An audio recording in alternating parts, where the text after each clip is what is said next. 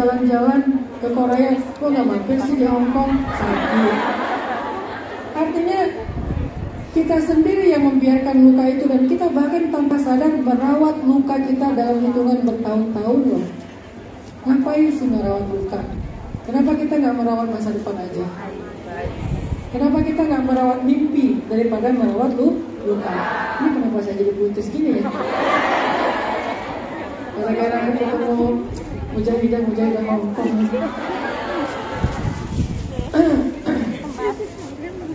Sampai di mana tadi?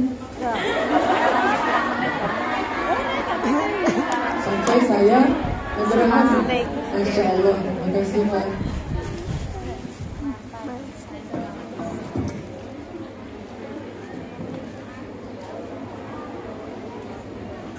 Saya minum adalah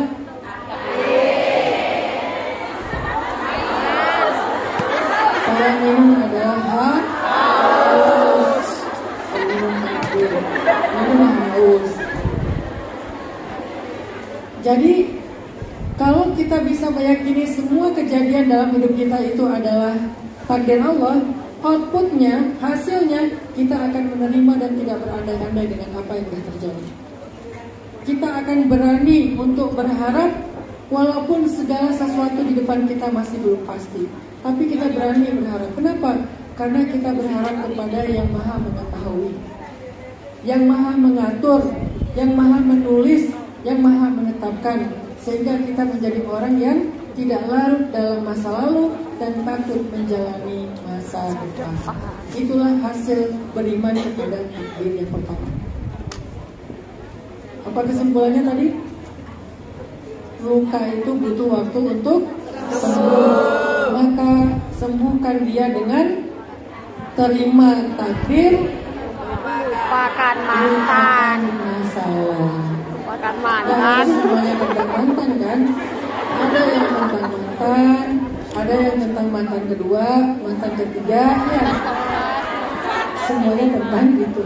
Oke, itu yang pertama. Yang kedua, apa arti beriman kepada takdir? Yang kedua, beriman kepada takdir itu artinya, kata para ulama, belajar meyakini bahwa Allah tidak menghendaki kecuali yang baik-baik kepada kita. Allah tidak menetapkan takdir kecuali itulah yang terbaik untuk kita. Kita belajar meyakini itu. Tidak ada takdir yang buruk. Semua takdir itu dari Allah adalah baik. Tetapi sebagiannya kita menerimanya dengan lapang dada, yang lain kita mengeluhkannya sehingga hasilnya menjadi keburukan. Semua takdir dari Allah itu baik. Kenapa bisa gitu Ustaz? Karena Allah maha baik. Kan takdir itu ketetapan Allah. Allah tidak menetapkan kecuali yang baik-baik. Kenapa bisa gitu? Karena Allah maha baik. Kalau kita curiga ada takdir buruk, ada takdir yang merugikan kita, berarti sama saja kita menuduh Allah itu jahat. Sama saja kita menuduh Allah itu nggak adil. Sama saja kita menuduh Allah itu nggak sayang sama kita. Padahal Allah itu maha penyayang, Allah maha adil, Allah maha baik, Allah maha sempurna. Lalu kenapa kita curiga dengan takdir? Semua takdir itu baik, syarrihi wa khairihi. Yang kalian anggap buruk ataupun yang kalian anggap baik, semuanya baik. Kita belajar meyakini itu. Ustaz, gak mudah ya. Kenapa gak mudah? Karena beberapa kenyataan memang gak baik-baik aja Ustaz. Hidup saya sedang tidak baik-baik saja. Rumah tangga saya sedang tidak baik-baik saja. Pekerjaan saya sedang tidak baik-baik saja. Bagaimana saya menganggap ini sebagai takdir baik Ustaz? Bagaimana cara saya meyakini bahwa suami saya itu adalah takdir baik Ustaz, sementara bagi saya dia adalah musibah terbesar saya?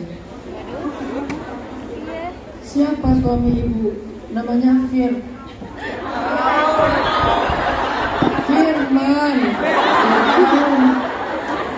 Namanya Firman Syah, bukan Fir'aun, walaupun agak-agak mirip. Ustaz, gak ada kebaikan pada diri suami saya. Sejak awal menikah sampai sekarang semuanya keburukan. Setiap hari dia mencela saya, gak bertanggung jawab, gak memberikan nafkah, tidak mendidik anak-anak, gak pernah sholat. Terus gimana kebaikan takdir yang saya dapatkan melalui suami Ustaz? Gimana kebaikannya? Coba belajar sama saya dan Asia. Siapa suaminya?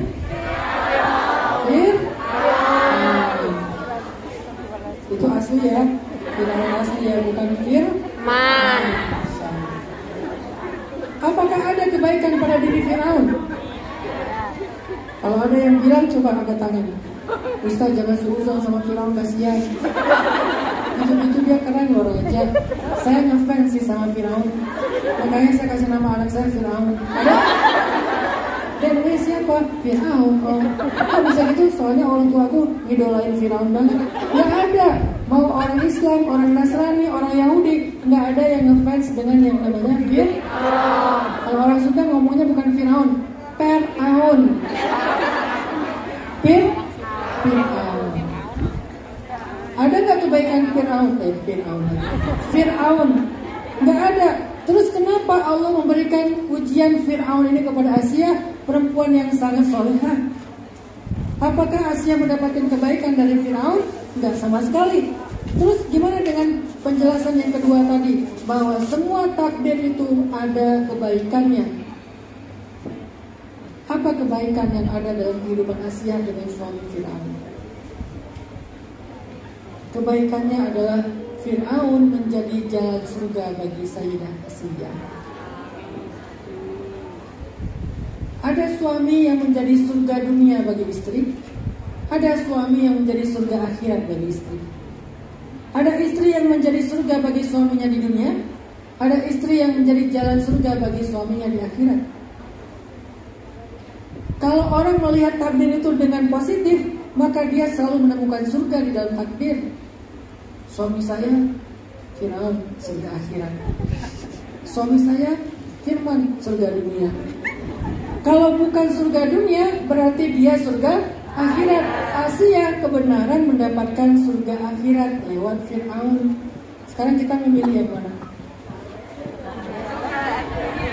Dunia akhirat. Itu ideal. Tapi bagaimana kalau disuruh memilih? Gak mau milih Ustaz, karena gak mungkin kita meninggalkan akhirat. Tapi gimana kalau ternyata memang kita diberikan akhirat aja gak dunia? Apakah kita akan mengatakan takdir itu buruk? Gak boleh. Takdir itu tetap baik, walaupun kebaikannya menjadi tertunda kelak di akhirat. Lagi pula Asia sudah melihat surga bahkan sejak dia masih ada di dunia. Dia adalah satu-satunya perempuan yang pernah melihat surga live dari ketika dia masih di dunia. Kenapa bisa kayak gitu? Karena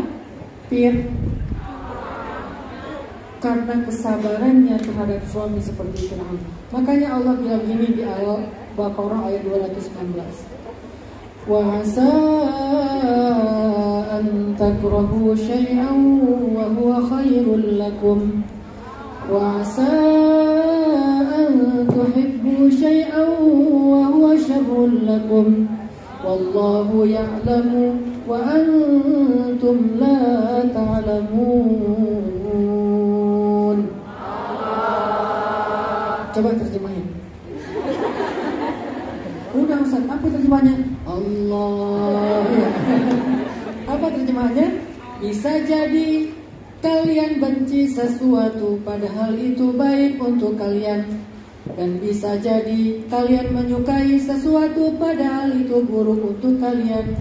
Dan Allah lebih tahu sedangkan kalian tidak tahu.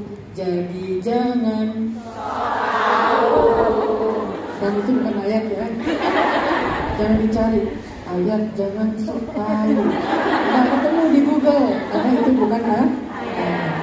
Maksudnya apa ayat itu? Ternyata nggak semua yang kita nggak suka dalam hidup itu adalah buruk. Bisa jadi ada kebaikan di dalamnya. Kalau bukan di dalamnya, di baliknya. Kalau bukan di dalamnya, maka di baliknya. Kok bisa Ustaz? Fa inna ma'al usri yusra. Inna ma'al usri yusra. Kalau bukan di dalam itu kebaikan, kalau bukan pada kejadian itu ada kebaikan, maka bersamanya, di baliknya. Tapi kebaikan itu selalu ada. Sehingga kita belajar meyakini yang namanya takdir Allah itu pasti baik. Kalau nggak di dalamnya, ya bersamanya. Pasangan, ya takdir kita. Kalau bukan dia kebaikan dalam hidup kita, bersama dialah kita mendapatkan kebaikan. Ada sebuah kisah di zaman sebelum Nabi yang mengisahkan ini juga Rasulullah SAW. Jadi ada dua orang solih, orang ahli ilmu bersahabat. Kemudian si yang pertama ini selalu mengunjungi sahabatnya yang kedua untuk silaturahim setahun sekali. Nah, suatu saat ketika dia berkunjung ke rumah sahabatnya, dia ketuk pintu, tok tok tok, assalamualaikum. Dari dalam kedengaran suara orang yang menjawab, siapa? Suara perempuan. Bukan jawab salam tapi malah nanya, siapa? Terus kata orang ini, saya Fulan bin Fulan, saya sahabatnya Fulan bin Fulan. Apakah benar ini rumahnya? Ya, emang kenapa? Apakah orangnya ada? Saya ingin bersilaturahim. Nggak ada, mending dia mati aja. Dia lagi mencari kayu di hutan. Semoga dia nggak kembali lagi. Dasar suami nggak benar. Ini perempuan ditanya satu, jawabnya sejilid. Cuma nanya adakah dia di rumah, jawabnya buruk semuanya. Dia menjelek-jelekan suaminya habis-habisan. Akhirnya orang yang bertamu ini nunggu di depan rumah. Mudah-mudahan nanti sebentar lagi sahabatnya akan pulang dari hutan. Ternyata benar, sahabatnya pulang dari hutan membawa kayu bakar. Dan yang uniknya adalah kayu bakarnya dipikul oleh seekor singa. Dia pulang dari hutan bersama dengan seekor singa. Dan dia bukan Tarzan. Singa itu memikul kayu bakar. Biasanya yang memikul kayu bakar siapa? Keledai, atau mungkin sapi, atau mungkin kuda, atau bihal, peranakan antara kuda dengan keledai. Ini yang memikul kayu bakarnya adalah singa liar dari hutan, membantu dia memikul kayu bakar. Pas ketemu, assalamualaikum, waalaikumsalam, masya Allah saudaraku. Akhirnya mereka salaman. Bentar aku taruh dulu kayu bakar ke belakang. Akhirnya singa itu meletakkan kayu bakar ke belakang. Setelah beres, singa itu langsung lari lagi masuk ke dalam hutan.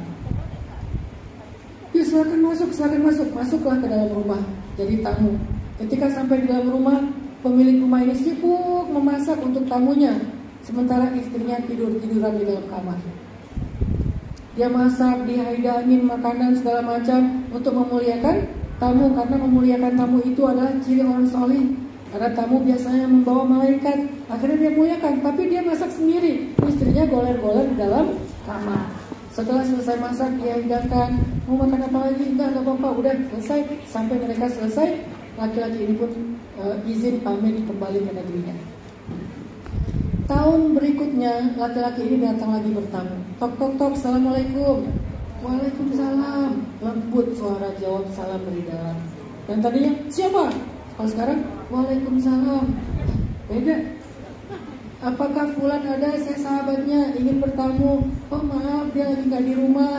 Dia lagi mencari nafkah. Dia lagi berusaha di hutan mencari kayu bakar. Semoga dia cepat pulang dalam keadaan selamat. Dia suami yang solih, suami yang bertanggung jawab. Muji-muji suaminya. Kalau berkenan silakan tunggu ya. Nanti sebentar lagi insya Allah dia pulang. Oh iya, saya tunggu depan rumah. Tunggu aja. Gak lama kemudian laki-laki itu pun pulang membawa kayu bakar. Tapi kali ini dia memikul kayu bakarnya sendiri, tidak dipikul oleh singa. Susah payah dia pikul kayu bakarnya. Sampai ketemu, assalamualaikum, waalaikumsalam, masya Allah, ketemu lagi. Bentar ya, saya taruh kayu bakar ini ke belakang. Ditaruh kayu bakar di belakang. Baru dia dalam keadaan lelah mempersilakan, silakan masuk. Pas masuk, istri yang punya rumah ini udah masak untuk mereka berdua. Menghidangkan makanan terbaik, minuman terbaik, menyambut tamu, istrinya yang masak. Sehingga laki-laki ini bisa istirahat santai di dalam rumah, berbicara, ngobrol sama tamunya. Setelah selesai mereka ngobrol, makan, akhirnya tamu ini bertanya, ya Fulan, aku heran dengan kehidupanmu. Apa yang kamu herankan? Kenapa kehidupanmu berbeda antara tahun kemarin dengan tahun ini? Tahun kemarin engkau memiliki istri yang sangat pemarah, yang selalu menjelek-jelekanmu. Dan aku melihat tahun ini justru kebalikannya. Istrimu sangat solihah, sangat baik padamu, memuji-muji engkau, mendoakan engkau dengan kebaikan. Apa yang terjadi? Laki-laki ini bercerita, wahai saudaraku, tahun lalu Allah Subhanahu wa Ta'ala menguji aku di rumah dengan istri pemarah, istri yang suka menghina suami, istri yang kufur dan tidak pernah berterima kasih menghargai suaminya. Allah menguji aku dengan kesusahan di dalam rumah, tapi di waktu yang sama Allah memberikan aku kemudahan di luar rumah. Makanya engkau menyaksikan aku mencari kayu bakar di hutan dibantu oleh singa dan hewan-hewan liar. Ketika aku pulang, singa itu memikulkan kayu bakar untukku. Itulah kemudahan di luar rumah yang aku dapatkan karena kesusahan yang aku dapatkan di dalam rumah. Tapi gak lama kemudian istriku meninggal dunia. Pasti pengennya gak kayak gitu kan ceritanya ya. Lama-lama istrinya dapat hidayah gitu ya. Ya meninggal istrinya. Istrinya meninggal, terus Allah karuniai aku istri yang solehah. Dia menikah lagi, dapat istri yang solehah, yang sangat berterima kasih, menghargai suami, memuji suami, mencukupkan hak suami. Allah mudahkan aku dengan istri yang solehah di dalam rumah, tetapi Allah cabut kemudahan aku di luar rumah. Sehingga engkau melihat aku mencari kayu bakar sendiri, memikul sendiri, tidak ada lagi singa yang membantu aku. Maka begitulah hidup, teman-teman. Ketika Allah berikan kita satu kesusahan, sebetulnya di waktu yang sama, di tempat yang berbeda, dalam kasus yang berbeda, Allah sedang memberikan kita kemudahan dengan cara yang lain. Sehingga kalau kita menolak kesusahannya, sebetulnya kita juga sedang menolak kemudahannya sekaligus. Hari ini kalau misalnya kalian merasa kayak rezekinya kok mudah di Hong Kong, alhamdulillah bisa ngirimin lebih dari cukup. Tahukah apa alasan kalian mudah rezeki hari ini? Mungkin karena kesusahan yang lain. Coba periksa kesusahan apa yang sedang kalian alami. Satu, menahan rindu kepada orang yang gak jelas ya. Oh jelas, oh anak, Masya Allah. Anak, apalagi? Kesusahan apa? Kesusahan pastinya tentang masalah rumah tangga kan? Bagi yang udah menikah, kalau yang belum menikah, ya jelas kesusahan karena masih jomblo. Bisa jadi kesusahan kalian itu adalah pembawa kemudahan demi kemudahan yang kalian dapatkan hari ini. Sehingga kalau kita komplain, berkeluh kesah dengan susahnya, nanti Allah akan mencabut susahnya dan sekaligus dengan kemudahannya.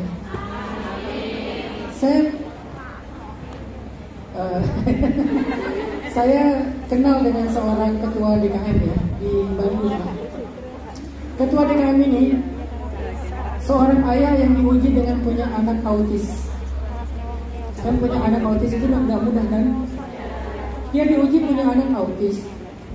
Anaknya itu ya namanya anak autis ekstra lah, ekstra tenaga, ekstra waktu, ekstra sabar. Pokoknya ekstra banget nih ayah dan bundanya untuk membesarkan anak ini.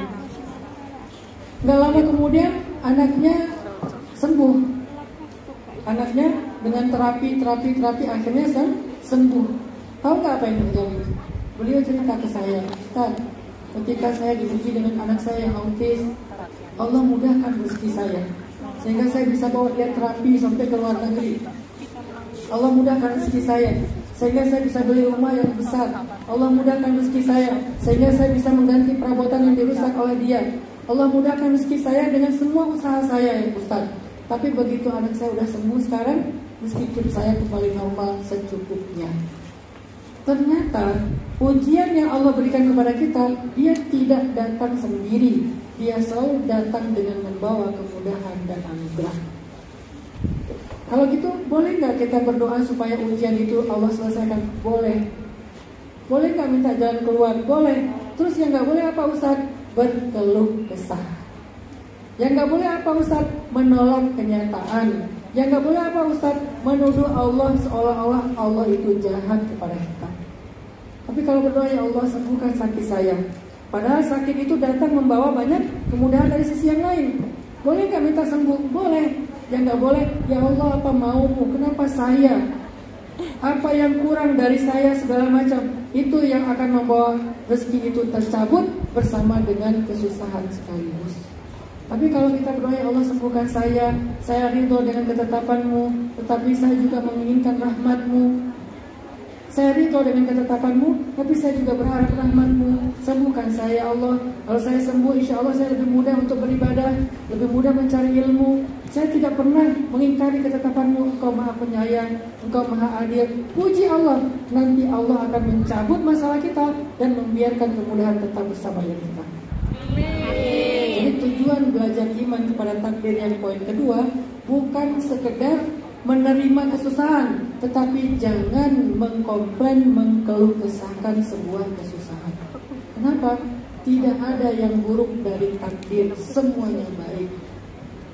Semua yang Allah tentukan dalam kehidupan kita itu baik. Selalu ada hikmahnya, hanya terkadang kita tidak memahaminya. Seringkali kita salah paham sama Allah, akhirnya kita menolak kenyataan sebuah takdir. Saya kasih contoh. Tahun 2015 saya pernah dapat rezeki 15 juta. Dalam sebuah proyek saya dapat uang 15 juta cash. Dan waktu itu udah setahun saya tuh gak punya uang sebanyak itu. Paling 2 juta sebulan, 3 juta paling banyak. Dan setiap akhir bulan habis. Ketika saya dapat uang 15 juta, itu buat saya tuh senang banget, happy banget. Untuk pertama kalinya setelah berbulan-bulan, akhirnya saya punya uang lebih sebesar 15 juta. Baru seminggu saya pegang uang 15 juta, qadarullah saya kena DBD dan harus dirawat di rumah sakit. Merasa punya uang 15 juta, akhirnya saya di rumah sakit memilih dirawat di satu kamar sendiri. Kenapa? Biar istri saya bisa nungguin saya, bisa santai, bisa juga istirahat. Takutnya kalau rame-rame dengan pasien lain, istri saya nggak punya tempat istirahat, nanti saya sembuh, dia yang sakit. Akhirnya saya memilih kamar sendiri. Ada kulkasnya, ada TV-nya, ada sofa bednya, dokter spesialis. Karena saya punya uang 15 juta. Alhamdulillah saya dirawat dengan baik. Beberapa hari kemudian saya sembuh, kata dokter udah boleh pulang. Ketika saya membayar biaya rumah sakit, ternyata angkanya persis 15 juta. Sampai di rumah saya nggak ngulek. Ya Allah, engkau baik banget. Kenapa saya bilang gitu? Ya Allah, engkau baik banget. Kenapa? Karena Allah tahu minggu depan saya akan sakit, butuh uang 15 juta untuk berobat, maka minggu lalu Allah bekali saya 15 juta persis untuk berobat minggu depan. Itu orang yang beriman kepada takdir. Tapi orang yang gak paham maunya Allah, yang salah paham, dia akan mengatakan, ya Allah, tega sekali engkau. Kenapa engkau membiarkan saya seperti ini? Baru seminggu engkau beri saya rezeki, sekarang engkau ambil lagi dengan sakit. Apa maumu ya Allah? Itu orang yang gak paham dengan Allah. Padahal Allah lagi nolongin kita, malah kita tuduh orang jahat. Gimana cara Allah nolongin kita? Allah kasih kita bekal 15 juta untuk berobat minggu depan. Karena Allah tahu dalam takdir yang sudah ditulis 50.000 tahun yang lalu, kita akan sakit DBD dan butuh uang 15 juta. Dibiayain sama Allah. Cuman kita kan gak bisa dengar Allah ngomong pas ngasih 15 juta. Nih ya, 15 juta bukan buat beli motor ya. Ini 15 juta bukan buat jalan-jalan ya. Ini 15 juta bukan buat judi online ya. Ini 15 juta bukan buat beli skincare ya. Ini 15 juta buat berobat minggu depan. Kita akan bilang apa? Terima kasih ya Allah, tahu saya akan butuh uang, sekarang dibekali. Itulah kehendak Allah. Makanya kalau kita misalnya dapat nikmat, tiba-tiba dapat musibah, jangan bilang Allah gak rela ngelihat saya nyaman sebentar aja. Allah kayaknya gak rela ngelihat saya happy sebentar aja. Apa sih maunya Allah? Baru dikasih nikmat udah diambil lagi. Itu salah paham karena gak menikmati takdir. Analoginya kayak gitu teman-teman. Allah nggak ngasih kita suatu nikmat kecuali nikmat itu adalah untuk kita kuat menghadapi suatu masalah. Dan Allah tidak memberikan kita satu masalah kecuali bersama masalah itu ada kemudahan. Selalu kayak gitu polanya. Inna ma'al usri yusra, inna ma'al usri yusra. Kemudian apalagi misalnya wa asa an takrahu syai'an wa huwa khairul lakum wa asa an tuhibbu syai'an wa huwa syarrul lakum. Selalu kayak gitu. Jadi terimalah takdir dengan keyakinan semua takdir itu baik. Saya ngerti atau saya nggak ngerti, saya suka atau saya nggak suka. Ada lagi kejadian teman saya yang cerita ke saya. Dia orang Padang yang paling disumpahin di kampungnya karena bandel. Jadi sama gurunya, sama tetangganya disumpahin, kamu tuh gak akan sukses, kamu gak akan sukses, kamu gak akan sukses. Tapi ibunya selalu mendoakan dia.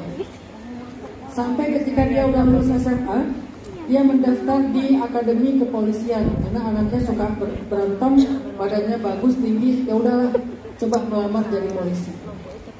Pas dia mendaftar di akademi kepolisian, lulus nih 50 orang.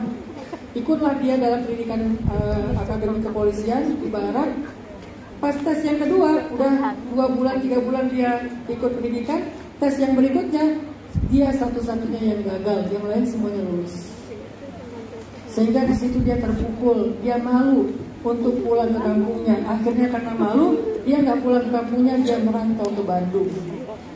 Di Bandung dia merintis usaha, belum berhasil, gagal. Akhirnya dia pindah ke Jakarta. Di Jakarta dia jadi ajudan seorang bos, kemudian jadi supir, kemudian mulai belajar berdagang di Tanah Abang, sampai dia punya sekian belas toko di Tanah Abang sebelum ditutup sama TikTok. Punya sekian belas toko di Tanah Abang dan punya pabrik. Sehingga tiba-tiba dia menjadi orang yang kaya raya, sukses, dan dia menjadi orang yang pertama di kampung itu yang haji. Bahkan guru ngajinya pun belum haji. Tapi dahsyatnya dia mengumrohkan guru ngajinya yang nyumpahin dia waktu kecil. Lalu apa yang terjadi kemudian?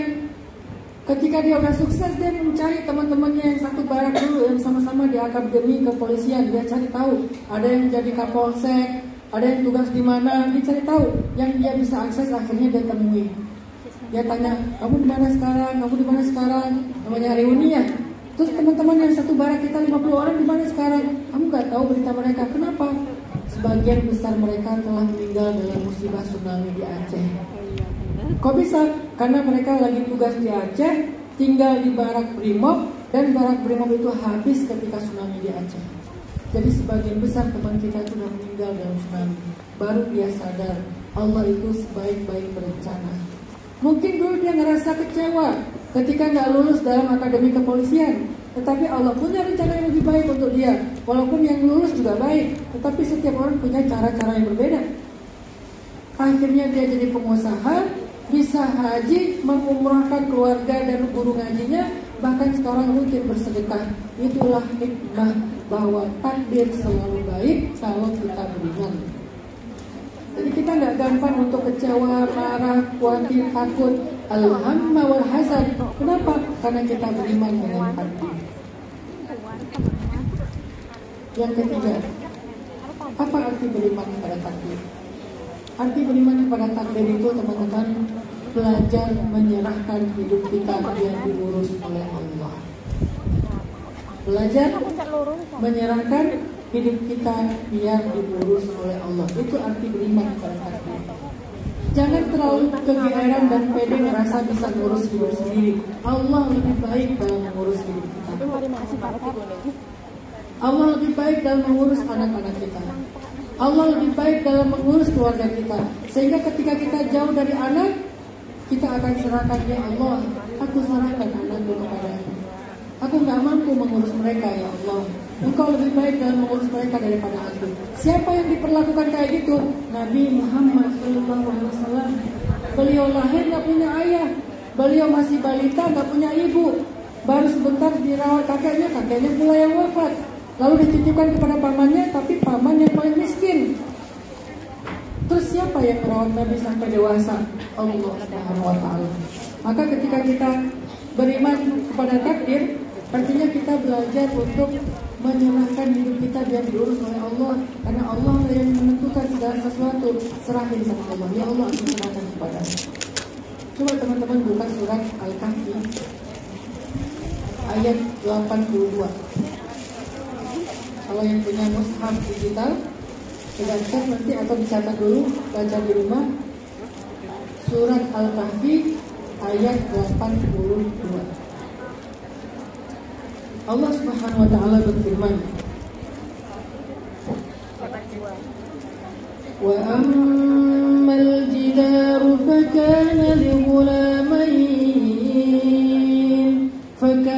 lighulamain yatimain fil madinah wa kana tahtahu kanzun lahuma wa kana abuhuma salihah فأراد ربك أن يبلغا أشدهما ويستخرجا كنزهما رحمة من ربك وما فعلته عن أمري ذلك تأويل ما لم تستطع عليه صبرا. Cerita apa di dalam ayat ini? Jadi ceritanya ada seorang ayah yang punya anak kecil-kecil dan dia sedang sakit keras ayahnya ini. Dia tinggal di sebuah negeri yang penduduknya itu individualis, yang penduduknya itu nggak peduli dengan tetangga, yang penduduknya itu pelit, kikir, sombong, sehingga dia khawatir dengan nasib anak-anaknya. Kalau nanti dia meninggal, siapa yang akan merawat anaknya? Siapa yang akan menjaga warisan untuk anak-anaknya? Padahal anaknya masih kecil-kecil. Akhirnya ayah ini ketika sakit keras menitipkan anak-anaknya dengan hartanya kepada Allah. Ya Allah, aku titipkan harta waris dan anak-anakku kepadamu. Engkau sebaik-baik yang dititipkan.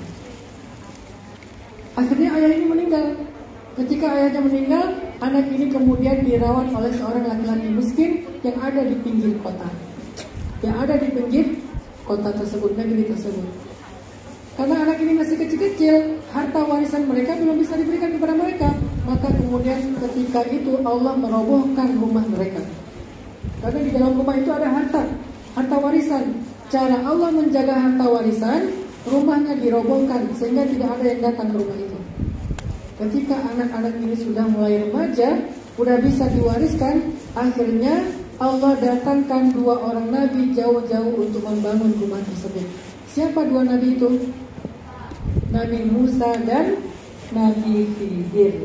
Jauh-jauh didatangkan, tujuannya untuk membangun kembali rumah yang roboh tadi. Lalu dipanggillah anak kecil itu untuk mengambil harta yang ada di dalam rumah. Maka hiduplah anak kecil itu yang sudah remaja dengan segala kecukupan dari warisan orang tuanya. Coba perhatikan kisah ini. Kata Nabi dalam hadis riwayat Ibnu Hibban, "Annallaha idza studi'a syai'an hafizah." Allah itu kalau dititipin sesuatu pasti dijaga sama Allah. Allah kalau dititipin sesuatu pasti dijaga. Lihat bagaimana seriusnya Allah menjaga amanah. Ketika laki-laki ini menitipkan harta dan anak-anaknya kepada Allah, sehingga Allah jaga hartanya dengan cara rumahnya dirobohkan, Allah jaga anak-anaknya dengan dirawat oleh orang baik dan miskin yang ada di pinggir kota. Lalu ketika mereka sudah cukup usia, Allah datangkan dua nabi untuk membangun rumah. Kenapa harus dua nabi? Kan bisa aja tukang di sebelah rumah lagi nganggur tiba-tiba dibangunin ya. Nganggur ya udahlah, ngebangunin rumah yang udah runtuh daripada jadi tempat pembuangan sampah, daripada jadi rumah hantu angker, udah saya bangun. Kenapa nggak tukang aja? Kenapa nabi? Menunjukkan betapa seriusnya Allah menjaga amanah. Kenapa Musa dan Khidir? Pertama, Musa itu nabi yang qawiyun amin, nabi yang kuat, maka dia sendiri cukup untuk membangun rumah yang hampir roboh. Kenapa Khidir? Karena yang tahu rahasia ini cuma Nabi Khidir sebagai nabi yang tahu rahasia-rahasia gaib. Sehingga dengan Khidir datang, Khidir tahu ada apa di dalam rumah itu, harta warisan. Di mana anak itu dirawat, dicari, didatangkan kepada rumah yang dibangun oleh Musa. Akhirnya mereka mendapatkan kembali hak mereka. Begitulah Allah menjaga amanah. Maka titipkanlah kepada Allah. Kalau kita beriman kepada takdir, artinya pengaturan Allah, ketetapan Allah, Allah sebaik-baik yang mengurus, maka titipkan kepada Allah. Ya Allah, aku titipkan suamiku, aku di dekatnya aja aku gak percaya, apalagi jauhnya. Ya Allah, aku titipkan anak-anakku, aku ada di sana aja kadang-kadang mereka sering gak sholat, apalagi jauh. Ya Allah, aku titipkan orang tuaku, aku ada di sana aja mereka sering ngeluh-ngeluh, apalagi aku jauh. Ya Allah, aku titipkan hartaku, aku ada di sana aja hartaku itu sering banget dimintai hutang sama tetangga, sama saudara, dan gak balik-balik sampai sekarang. Aku titipkan kepadamu ya Allah. Titipin hidup kita kepada Allah. Bagi yang belum punya keluarga Ustaz, titipkan jodoh kita kepada Allah. Ya Allah, aku gak tahu siapa orangnya, tapi aku tahu akunnya ya Allah. @fulan_11 Kenapa? Lahir 2011. Nanti umurnya baru 12 tahun. Ya Allah, aku titipkan calon suamiku kepadamu ya Allah. Jadikanlah aku pantas untuknya. Jadikanlah dia seorang hafiz Al-Quran. Jadikanlah dia imam yang adil, sayang sama aku. Jadikanlah dia tampak bagiku seperti jungkuk ya Allah.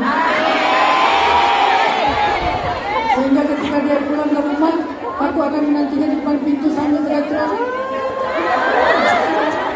Saking mengagumi, ngidolain suami sendiri.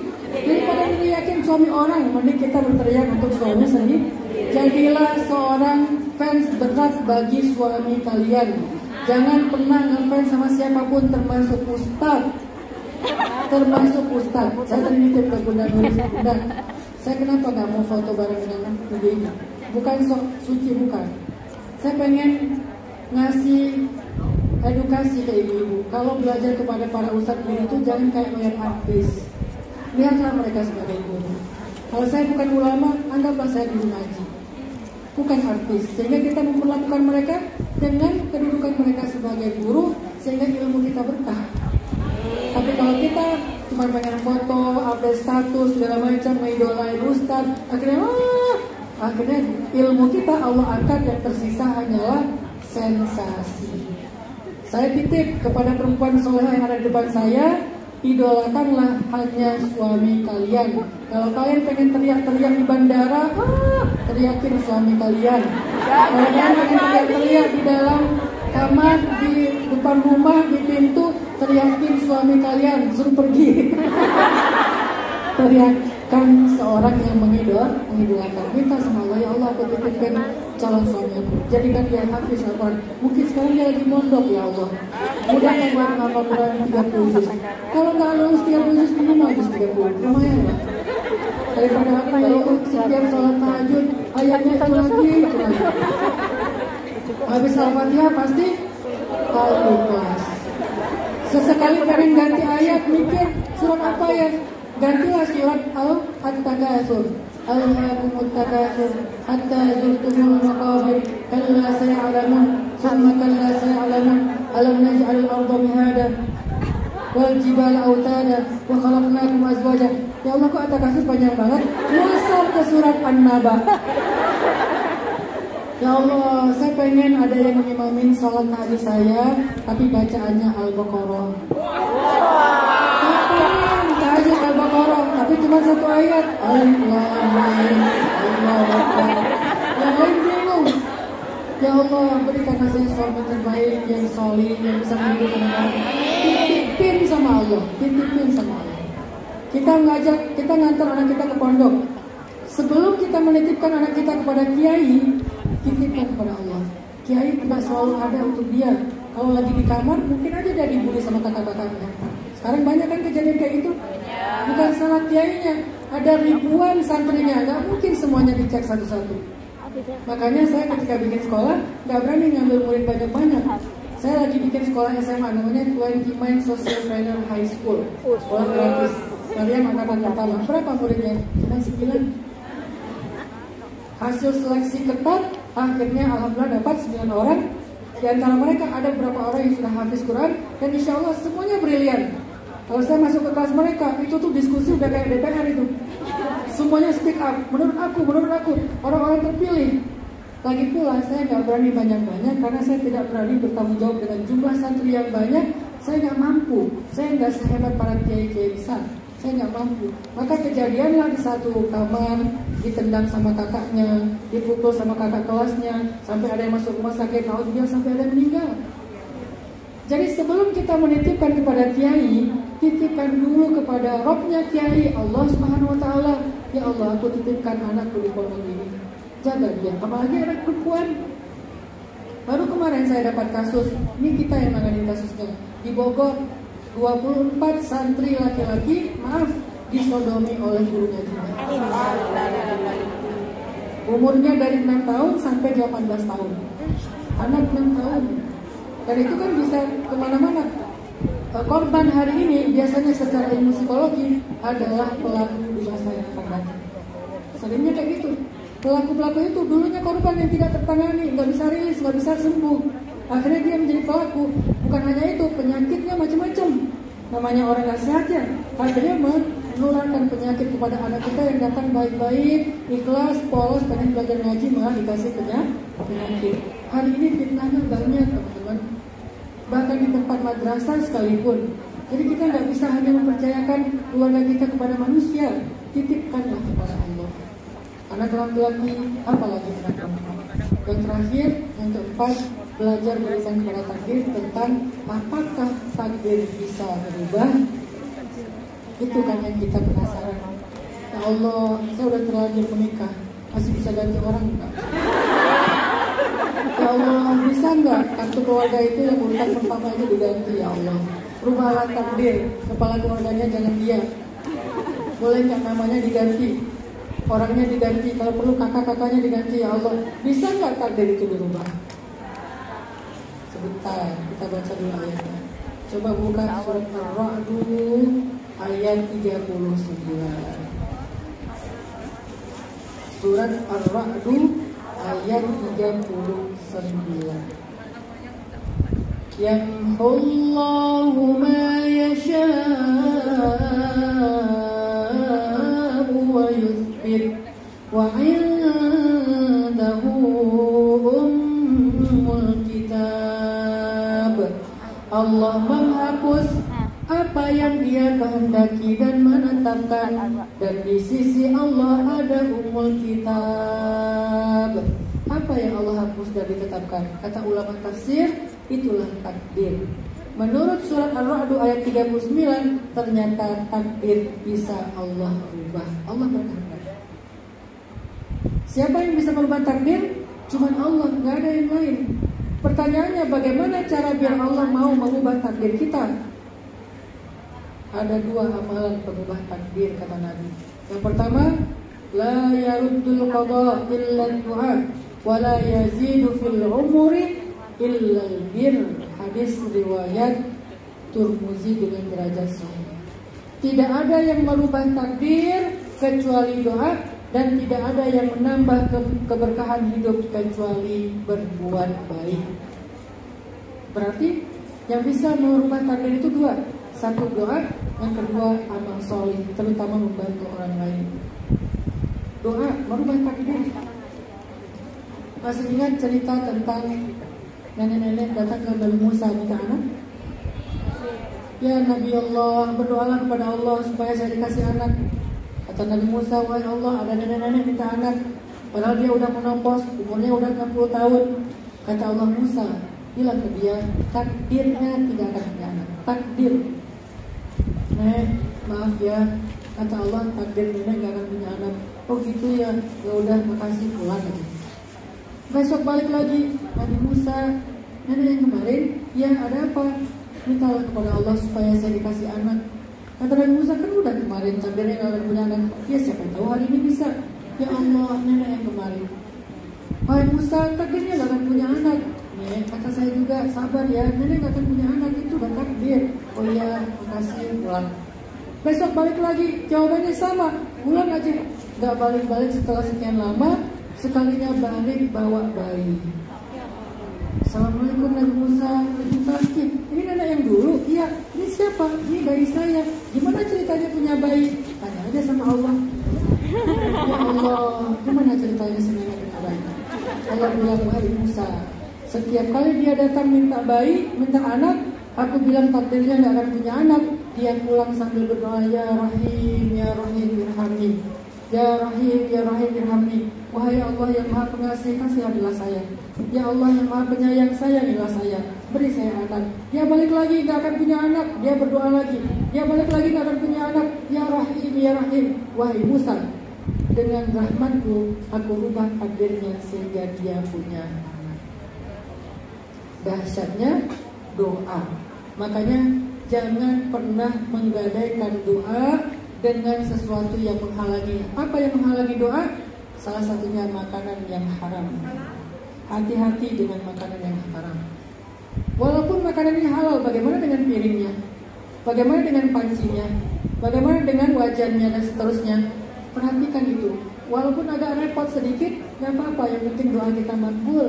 Sehingga ketika anak kita dalam keadaan punya masalah di kampung, ya Allah, kita angkat tangan, langsung terjadi keajaiban di sana. Jangan pernah menukar doa kita dengan makanan dan minuman yang tidak halal. Yang kedua amalannya, albir, bantu orang lain. Karena membantu orang itu akan Allah turunkan bantuan yang tidak ada dalam tulisan takdir. Siapa yang berhak kita bantu, Ustaz? Pertama, selain keluarga kita, bantulah orang-orang solih. Hari ini kita pas banget nih, orang-orang solih, saudara kita yang ada di Palestina, itu sedang sangat membutuhkan bantuan kita. Dan kata Nabi, kalau kalian ingin melihat orang beriman di akhir zaman, lihatlah Syam. Dan pusatnya Syam itu adalah Al-Aqsa, Palestina. Sehingga kalau kita hari ini membantu mereka di dunia, kita berharap mereka yang akan membantu kita kelak di akhirat. Orang Palestina itu dahsyat, ibu-ibu, teman-teman sekalian. Anak kecilnya udah pada hafiz Al-Quran. Setiap tahun Gaza itu mewisuda 20.000 hafiz cilik. 20.000. Udah 2 minggu ini Israel menyerang Gaza, yang meninggal dari anak kecil itu udah sekitar 1.800. Artinya sebagian besar yang meninggal itu adalah para hafiz-hafizah Al-Quran. Sehingga kalau kita membantu mereka, mereka di akhirat itu ahli surga. Pertama mereka hafiz Quran, keduanya meninggal dalam keadaan syahid karena diperangi. Insya Allah kita berbaik sangka mereka itu semuanya ahli surga. Maka siapa yang membantu calon ahli surga, insya Allah mereka juga yang akan membantu kita di hari yang lebih sulit, yaitu hari akhirat. Jadi hari ini kita akan coba mengamalkan hadis Nabi riwayat Tirmizi. Kita akan berinfak, membantu saudara-saudara kita di Palestina dengan harta terbaik kita. Dan niatkan, ya Allah, saya ingin bantu anak-anak di Palestina. Semoga dengan ini saya bisa menitipkan anak-anak saya di kampung kepada Anda. Niatkan gitu. Ya Allah, saya bantu ibu-ibu di Palestina, maka tolonglah ibu saya. Ya Allah, saya bantu perempuan-perempuan di Palestina, maka tolonglah saya. Niatkan. Jadi ketika kita berinfak, jangan cuma ngasih sambil berniat di dalam hati, atau